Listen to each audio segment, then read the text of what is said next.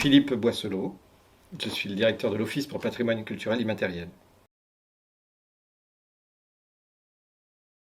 L'OPCI est une association en 1901 qui a été fondée en 2005 et nous sommes issus d'un mouvement qui a 50 ans d'histoire, qui s'appelle Art Expo en Vendée, qui a commencé les collectes ethnographiques dans le début des années 70 dans le Marais breton vendéen.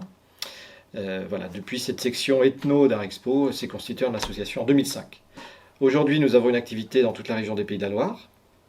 Nous sommes, parmi nos membres, on compte des associations, des collectivités, des individus, experts ou chercheurs du patrimoine immatériel, de l'ethnologie, de l'anthropologie.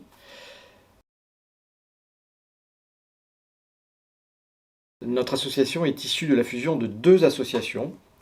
La première Ethnodoc, créée en 2005 ici en Vendée, et l'autre créée en 2009 avec un siège à Nantes, qui était une association interrégionale composée de passionnés du patrimoine immatériel, composée de collecteurs, qui avaient parfois 40 ans d'expérience et qui ont souhaité créer une association pour proposer leurs services à la fois aux communautés sur les territoires, mais aussi aux organisations ou aux collectivités.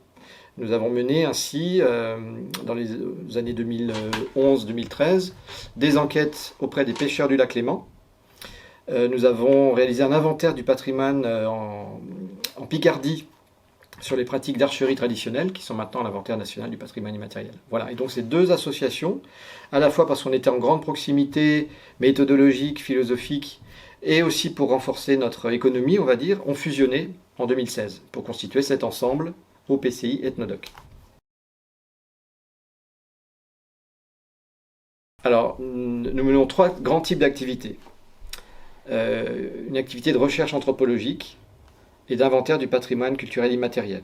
Deuxième activité, c'est l'ingénierie culturelle et l'accompagnement des acteurs. Alors c'est un mot un peu pompeux pour désigner le fait que nous préconisons l'écriture de programmes pluriannuels qui prennent en compte le patrimoine immatériel. Soit dans une approche croisée, on va accompagner des démarches de valorisation du patrimoine matériel en ajoutant la prise en compte de l'immatérialité d'un lieu ou d'un objet, à travers le recueil de la mémoire orale associée à celui ou cet objet,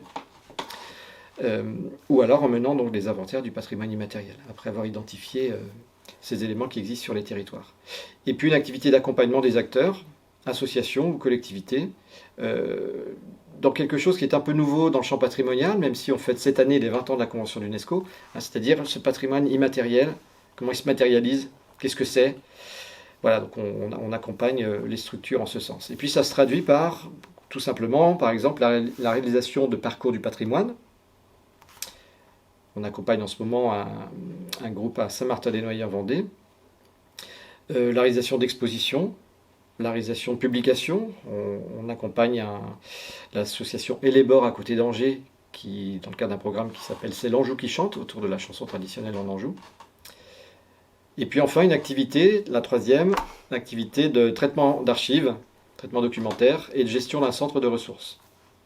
Toute cette matière que nous recueillons à la faveur des enquêtes, soit directement en interviewant les gens, soit parce que les gens nous sortent leur boîte à chaussures pleine de films, de photos, de diapos, eh bien toute cette matière on la traite, soit on la numérise, soit elle est déjà numérique, auquel cas on la traite différemment. Dans tous les cas, on produit donc un fichier numérique aux définitions de conservation, et puis une fiche, une notice archivistique qui est hébergée, indexée dans une grande base de données que nous administrons, qui s'appelle la base RADO, Réseau d'archives et de documentation de l'oralité, qui est disponible en ligne et qui est un outil mutualisé qu'on partage avec associations, collectivités, organisations.